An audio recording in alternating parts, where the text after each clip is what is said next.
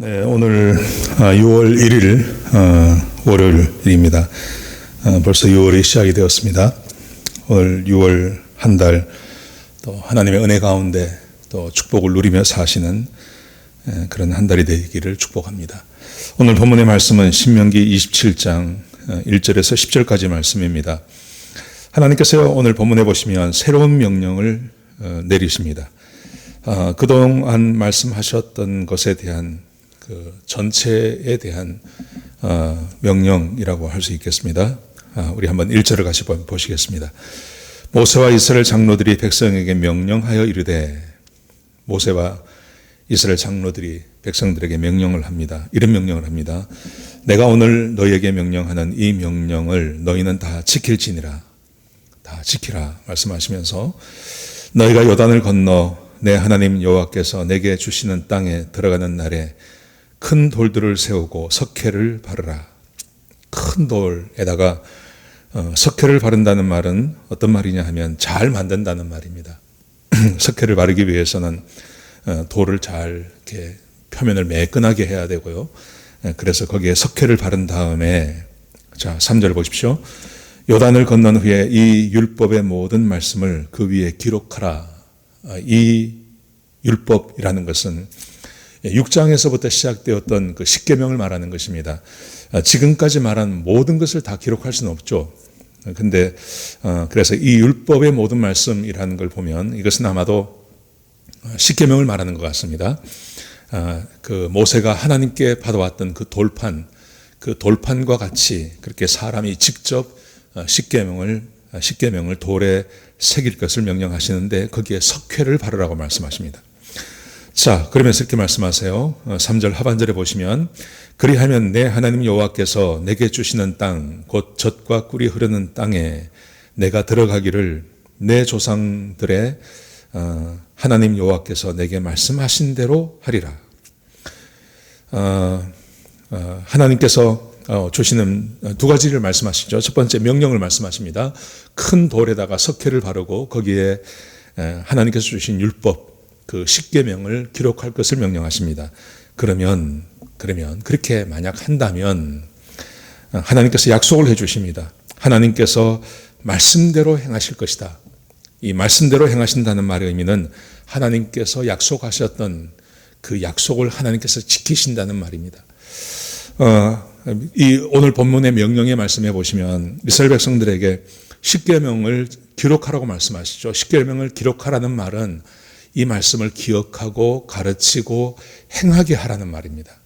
어디에 가든지 돌판을 만들어 놓고 거기에 십계명을 기록해 놓고 그 십계명을 바라보면서 하나님의 약속을 기억하면서 백성들이 그 십계명을 지켜내는 것을 말하는 거죠.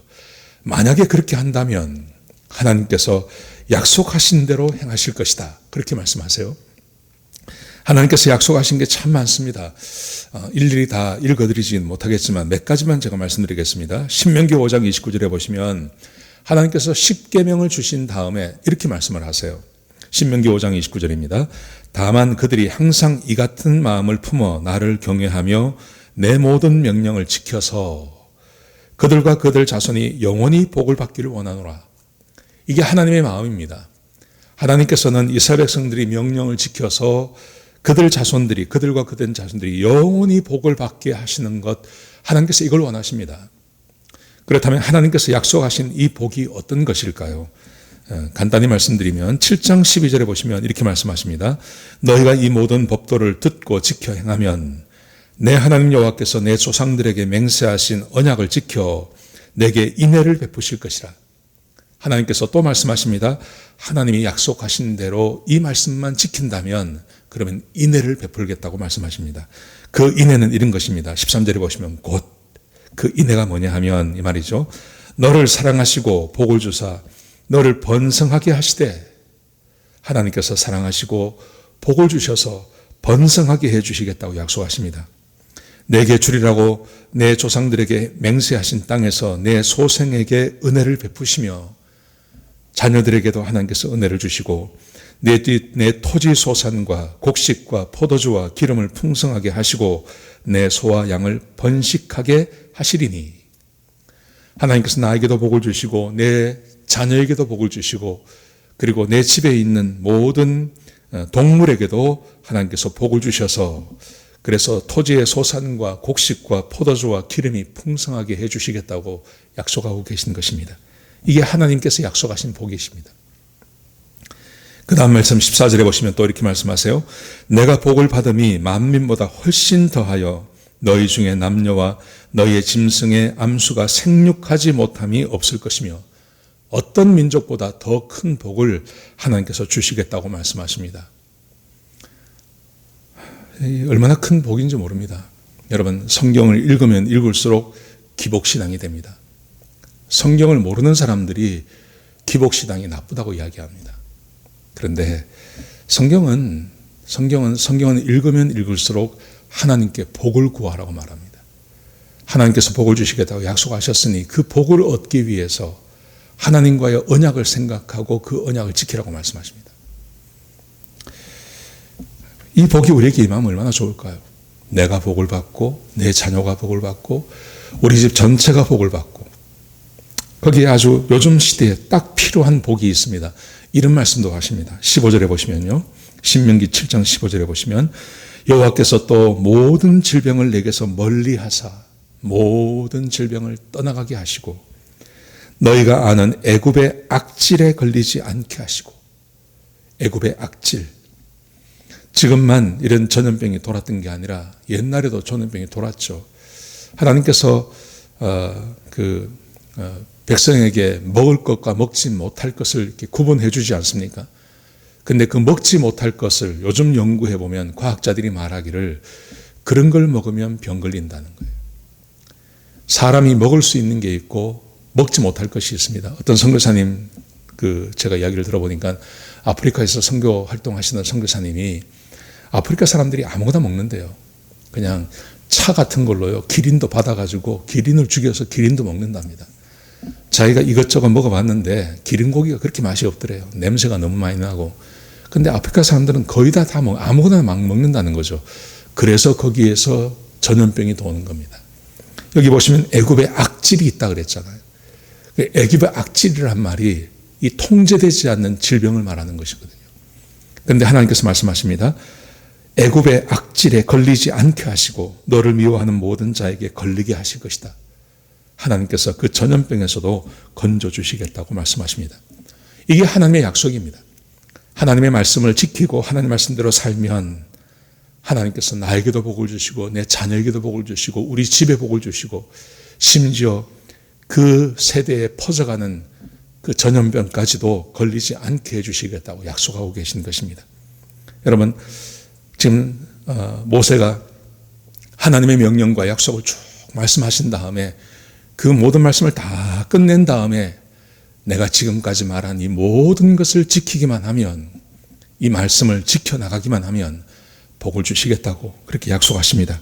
여러분, 우리가 계속 지금 자세하게 하나님 말씀을 다루고 있지만 이 말씀이라는 하나님의 규례라는 것이 그렇게 어려운 게 아닙니다.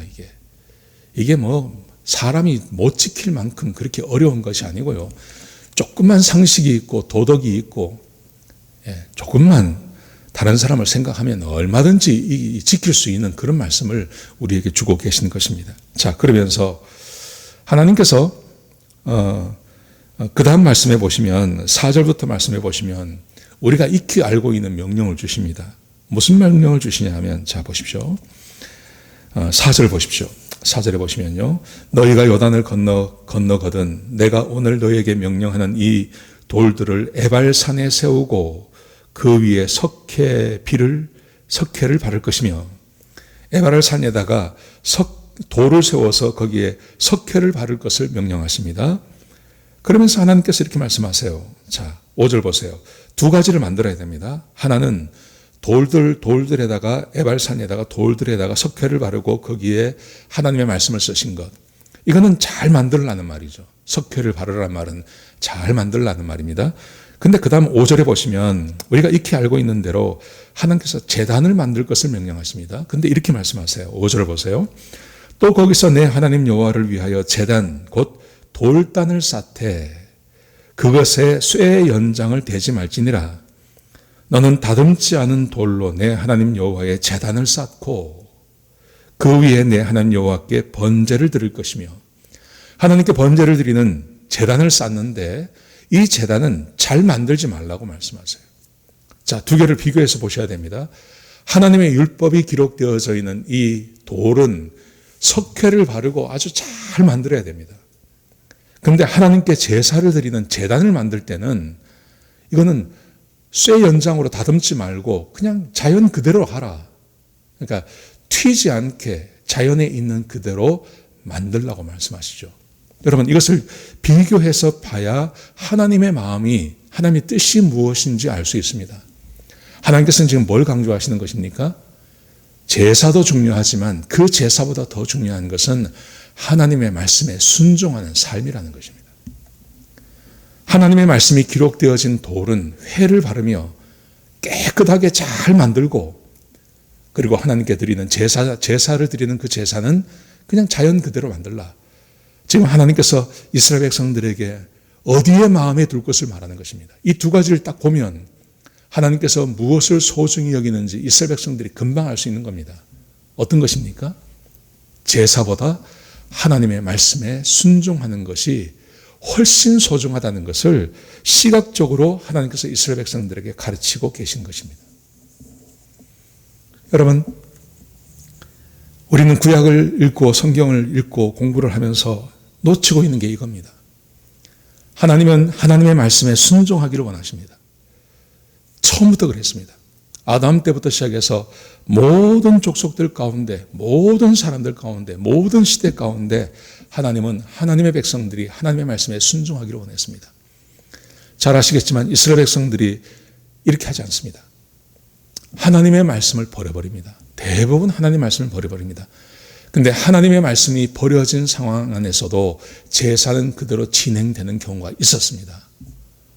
그때 하나님께서 이스라엘 백성들을 향해서 이렇게 말씀하십니다. 말라기도 그랬고요. 그 앞에도 그랬고요. 제발 성전의 문을 닫았으면 좋겠다 그럽니다. 내가 너희가 드리는 그 제사의 그 냄새를 역겨워한다고 말씀하시죠. 제발 그 제사를 중단하라고 말씀하시고 성전을 닫으라고 말씀하시고, 결국은 하나님께서 이방인을 통해서 그 성전의 문을 닫아버리지 않습니까? 성전을 부셔버리지 않습니까? 하나님의 말씀에 순종하지 않는 성전, 이 성전이 더 이상 존재할 이유가 없다는 것이죠. 그래서 하나님께서 처음에 오늘 본문의 말씀을 주시면서 말씀을 기록한 그 돌판엔, 돌에는 회를 바르고 거기는 아주 정성스럽게 글을 쓰며 사람들 눈에 잘 띄도록 흰색으로 그렇게 만들지만 제단은 그렇게 하지 말고 그냥 자연석 그대로 하라고 말씀하세요. 하나님의 말씀이 사라진 제사, 별 의미가 없다는 것입니다. 사랑하는 성도 여러분, 지금 우리가 예배가 멈추어졌습니다. 예배가 멈추어지고 예배를 드리지 못합니다. 우리가 하나님 앞에 예배를 드릴 때 가장 소중한 게 뭐라고 생각하십니까? 하나님의 말씀을 듣는 것입니다. 하나님의 말씀이 하나님의 말씀으로 선포되는 것입니다. 그리고 그 말씀에 귀를 기울이는 것입니다. 하나님께 예배 드릴 때 찬양도 있고 기도도 있고 많은 것이 있습니다. 헌금도 있고 많은 것이 있습니다. 그런데 가장 중요한 것, 하나님의 말씀을 우리가 듣고 그 말씀에 순종하는 것입니다.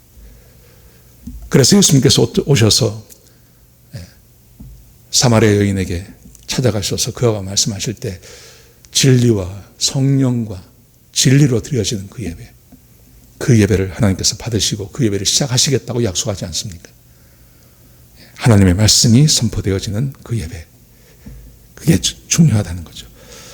오늘 본문에 보시면 하나님께서 이것을 다시 한번 강조하십니다. 8절을 보십시오. 너는 이 율법의 모든 말씀을 그 돌 위에 분명하고 정확하게 기록할지니라. 분명하고 정확하게 기록하라. 모세와 레위 사람들이 온 이스라엘에게 말하여 이르되 이스라엘아 잠잠하여 들으라. 오늘 내가 내 하나님 여호와의 백성이 되었으니, 오늘 너희들이 하나님의 백성이 되었다 이 말이죠. 그러니 10절 보십시오. 그런즉 내 하나님 여호와의 말씀을 청종하여 내가 오늘 내게 명령하는 그 명령과 규례를 행할지니라. 하나님 오늘 이렇게도 말씀하실 수 있습니다.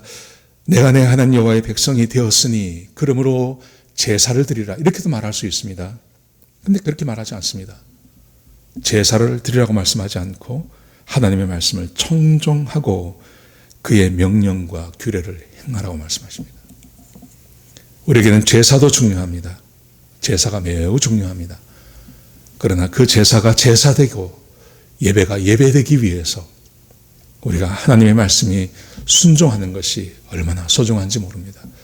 여러분, 그러므로 우리는 부지런히 하나님 말씀을 배워야 합니다. 하나님 말씀을 들어야 됩니다. 그리고 그 말씀을 이해해야 됩니다. 그리고 그 말씀을 삶에 적용하며 사는 것이 얼마나 복된지 모릅니다.